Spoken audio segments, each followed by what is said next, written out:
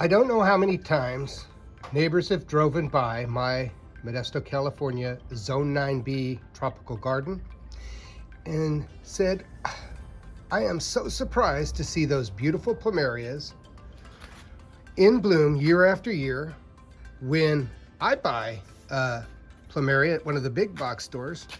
The darn thing, look how beautiful that is. And you could just smell the fragrance.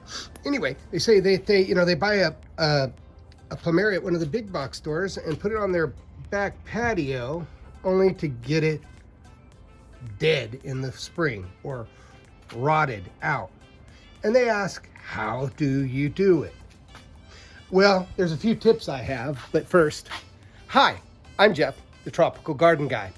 Today we're going to talk about preparation of plumerias to make it through the winter. But first, if you like this channel, if you like growing exotic tropical flowers and tropical fruit, hit the like and subscribe button. Don't forget to hit that notification bell. I do my best to get back to everybody with their comments and their questions. So let's see this plumeria I have growing here in a pot, and we'll discuss some of the tips that I have to get these things to survive through the winter.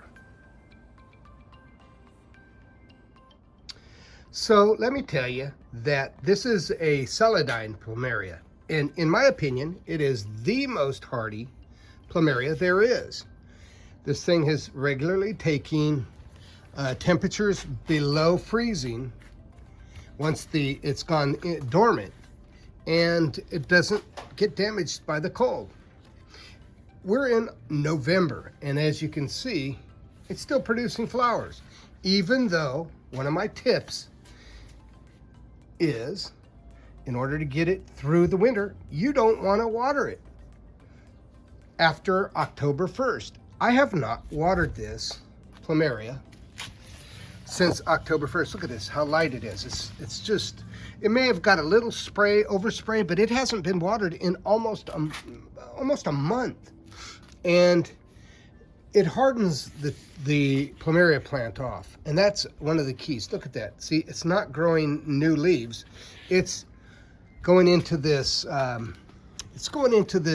hibernation mode that plumerias do, so that they can deal with cold. And look at this. It's not putting out leaves. If you look, the leaves are starting to turn yellow, and it's going into that hibernation mode.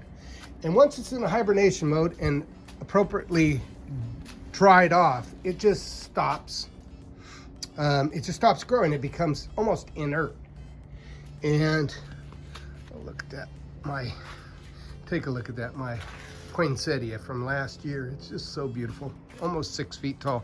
Anyway, in this one, still the pink Hawaiian one is still producing flowers too, but it too is in a state of going to hibernate. It's almost there, not quite. And what'll happen is it'll probably drop most of the leaves, if not all, especially when the cold winds come. But the goal is to dry it off, damp it, excuse me, don't water it, allow it to go dormant, and then it'll be able to take the cold, damp soil and the air a lot better. See, this right here is just starting to harden off, and this is the area that most people have problems with. These little spots where the leaf bases are, that's where fungus and mold and all that stuff gain entry, and diseases, and it creates all sorts of problems when these things are not properly hardened off for the winter. Another thing you can do is spray a fungicide on it. A copper fungicide, I believe, will work. Copper oil. And you could maybe use neem. I haven't used neem, but those are just a few ways that you can. Hopefully you didn't use fertilizer late in the summer. If you've seen some of my other videos, I stopped putting fertilizer on these guys probably June or July. I didn't put any more fertilizer because you don't want a rapid state of growth going into the winter, because that lush tissue will just rot in our cold Northern California climate. So that's it. That's my tip of the day for growing beautiful plumerias. I also have some in my front yard, and they're about the same. It's a little harder to to get them dormant because the soil tends to be a little more wet. But that's it. My name is Jeff, the Tropical Garden Guy. If you like this channel, if you like growing exotic tropical fruit trees in marginal climates, make sure to hit that like and subscribe button. Hit that notification bell. Comments or questions, leave them in the comment section below. I do my best to get back to everybody with their comments and their questions. You have a wonderful day.